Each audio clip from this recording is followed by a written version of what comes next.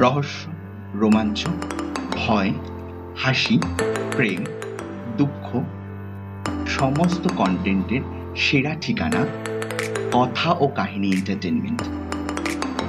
বিনোদনের নতুন অধ্যায়।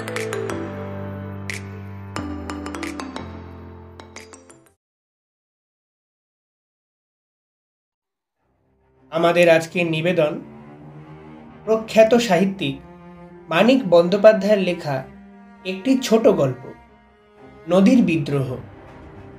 গল্প পাঠ এবং গল্পের সূত্রধার আমি সুপর্ণ।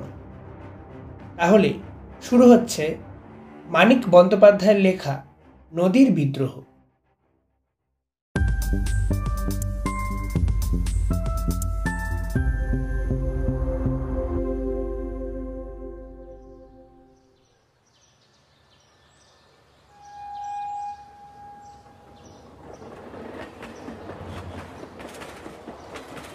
চারটে 45-এর প্যাসেঞ্জার ট্রেনটিকে রওনা করে দিয়ে নদের চাঁদ নতুন সহকারীকে ডেকে বলল, এই যে সহকারী ভাই, আমি চললাম হে।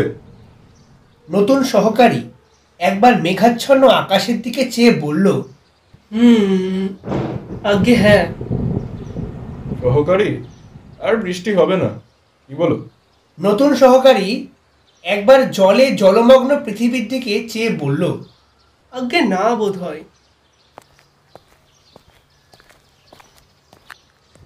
নদের চাঁদ লাইন ধরে 1 মাইল দূরে নদীর উপরকার ব্রিজের দিকে হাঁটতে লাগলো। 5 দিন অবিশ্রান্ত বৃষ্টি হওয়ায় আজ এই বিকেলের দিকে বর্ষণ থেমেছে। 5 দিন নদীকে দেখেনি সে। নদের চাঁদ ছেলে মানুষের মতন ঔৎসুক্য বোধ করতে লাগলো। আকাশে যেমন মেঘ করেছে, হয়তো আবার কিছুক্ষণের মধ্যেই প্রবল ধারায় বর্ষণ শুরু হয়ে যাবে। তা হোক, ব্রিজের একপাশে আজ চুপচাপ বসে কিছুক্ষণ নদীকে না দেখলে সে বাঁচবে না। 5 দিনের আকাশ ভাঙা বৃষ্টি, না জানি নদীকে আজ কি অপরূপ রূপ দিয়েছে। দুদিকে মাঠ ঘাট জলে ডুবে গেছে। রেলের উঁচু বাঁধ ধরে হাঁটতে হাঁটতে দুপাশে চেয়ে চেয়ে নদের চাঁদ নদীর বর্ষণপুষ্ট মূর্তি কল্পনা করার চেষ্টা করতে লাগল।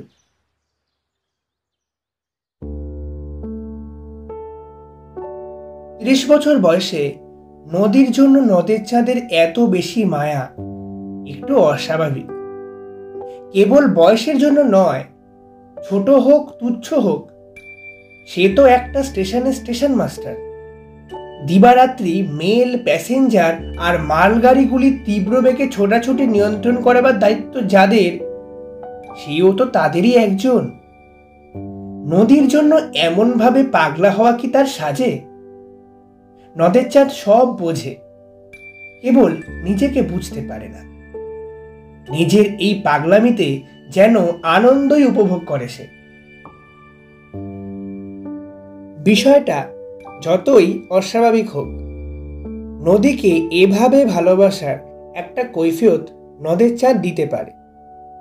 নদীর ধারে তার জন্ম হয়েছে, নদীর ধারেই সে মানুষ হয়েছে, চিরদিন নদীকে সে ভালোবেসেছে। দেশের নদীটি তার হয়তো এই নদীর মতো এত বড় ছিল না, কিন্তু শৈশবে, কৈশোরে আর প্রথম যৌবনে বড় ছোটর হিসাব কে করে? দেশের সেই ক্ষীণস্রোতা নির্জীব নদীটি অসুস্থ দুর্বল আত্মীয়ার মতোই তার মমতা পেয়েছিল। বড় হয়ে একবার অনাবৃষ্টির বছরে নদীর ক্ষীণ স্রোতধারাও প্রায় শুকিয়ে যাবার উপক্রম করেছে দেখে সে প্রায় কেঁদেই ফেলেছিল। দুরারোগ্য ব্যাধিতে ভুগতে ভুগতে পরমাত্মীয়া মরে যাওয়ার উপক্রম করলে মানুষ যেরম কাঁদে।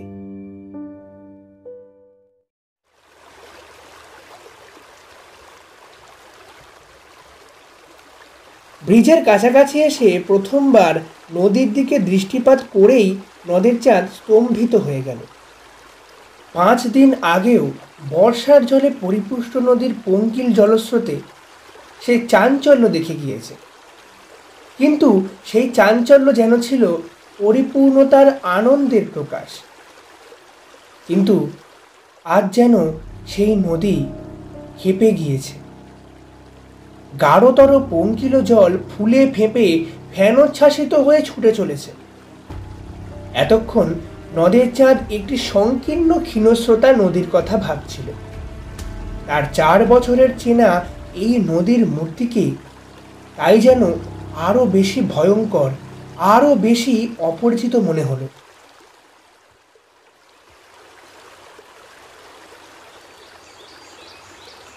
ব্রিজের মাঝামাঝি ইট, সুরকি আর সিমেন্টে গাঁথা ধারকস্তম্ভের শেষ প্রান্তে বসে সে প্রতিদিন নদীকে দেখে।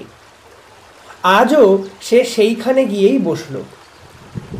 নদীর স্রোত ব্রিজের এই দিকে ধারকস্তম্ভগুলিতে বাধা পেয়ে ফেনিল আবর্ত রচনা করেছে।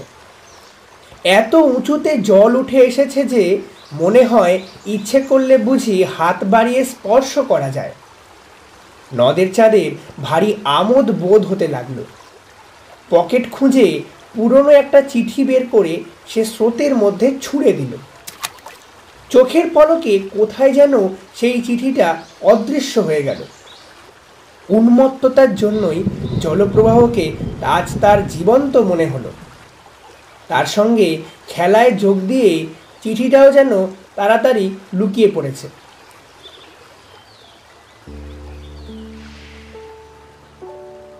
দুদিন ধরে বাইরের অবিশ্রান্ত বৃষ্টির সঙ্গে সুর মিলিয়ে নদের চাঁদ বউকে প্রাণপণে একখানা 5 পৃষ্ঠাব্যাপী বিরহ বেদনাপূর্ণ চিঠি লিখেছে। চিঠি পকেটেই ছিল। একটু মমতা বোধ করল বটে, কিন্তু নদীর সঙ্গে খেলা করার লোভটা সে সামলাতে পারল না।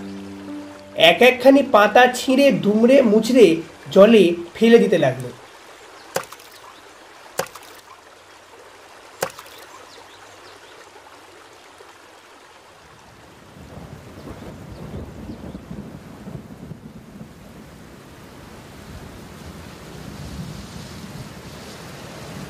তারপর হঠাৎই নামলো বৃষ্টি। সে কি মুষলধারায় বর্ষণ! ঘণ্টা 3 বিশ্রাম করে মেঘের যেন নতুন শক্তি সঞ্চিত হয়েছে।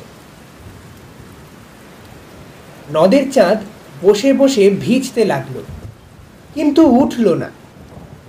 নদী থেকে একটা অশ্রুতপূর্ব শব্দ উঠছিল। তার সঙ্গেই বৃষ্টির ঝমঝম শব্দ মিশে গিয়ে হঠাৎই এমন একটা সংকট সৃষ্টি করেছে যে নদের চাঁদের মন থেকে ছেলে মানুষের আমোদ পুরোপুরি মিলিয়ে গেল। তার মনে হতে লাগলো এই ভীষণ মধুর শব্দ শুনতে শুনতে সর্বাঙ্গ অবশ এবং অবসন্ন হয়ে এসেছে।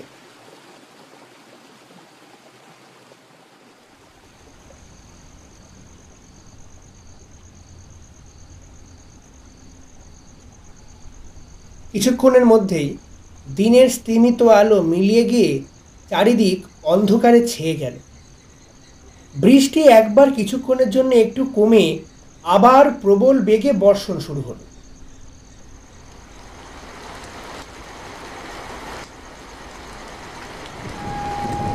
ব্রিজের উপর দিয়ে একটা ট্রেন চলে যাওয়ার শব্দে হঠাৎই ঘুম ভেঙে যাওয়ার মতো একটা বেদনাদায়ক চেতনা কিছুক্ষণের জন্য নদের চাঁদকে দিশেহারা করে দিল।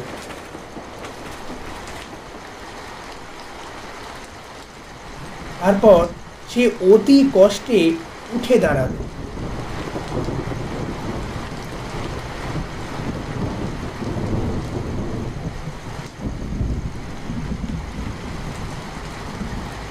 এইবার নদের চাঁদের এমন যেন ভয় করতে লাগলো।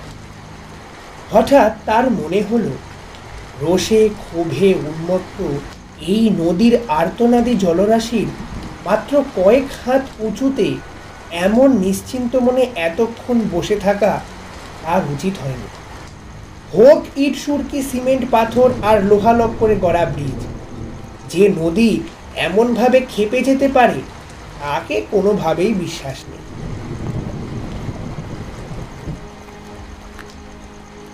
অন্ধকারে অতি সাবধানে লাইন ধরে হাঁটতে হাঁটতে নদের চাঁদ স্টেশনের দিকে ফিরে চলল।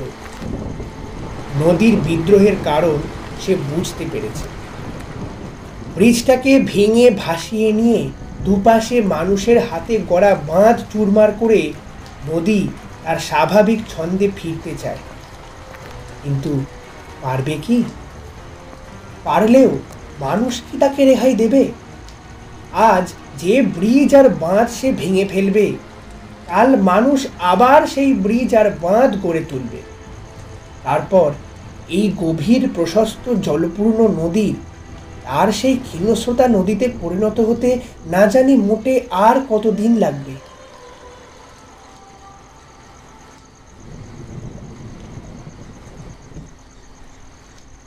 স্টেশনের কাছে নতুন রং করা বৃষ্টির জন্য এতকাল নদের চাঁদ গর্ব অনুভব করেছে, কিন্তু আজ তার মনে হলো কি প্রয়োজন ছিল এই ব্রিজের। বোধহয় এই প্রশ্নের জবাব দেওয়ার জন্যই পেছন থেকে 7 নম্বর ডাউন প্যাসেঞ্জার ট্রেনটি নদের চাঁদকে পিষে দিয়ে চলে গেল ছোট স্টেশনটির দিকে।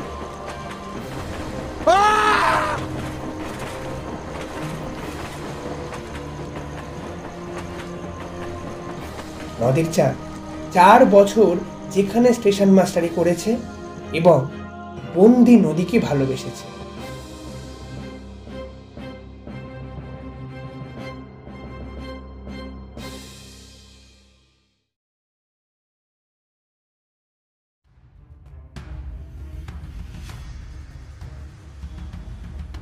শুনলেন নদীর বিদ্রোহ, রচনা মানিক বন্দ্যোপাধ্যায়, গল্প পাঠ এবং গল্পের সূত্রধার সুপর্ণ, নদের চাঁদের ভূমিকায় সিদ্ধার্থ, সহকারী তারক, অন্যান্য চরিত্রে আবহ সঙ্গীত এবং পর্ব পরিচালনায় সুপর্ণ, পোস্টার ডিজাইন রূপশ্রী এবং আরিয়ান।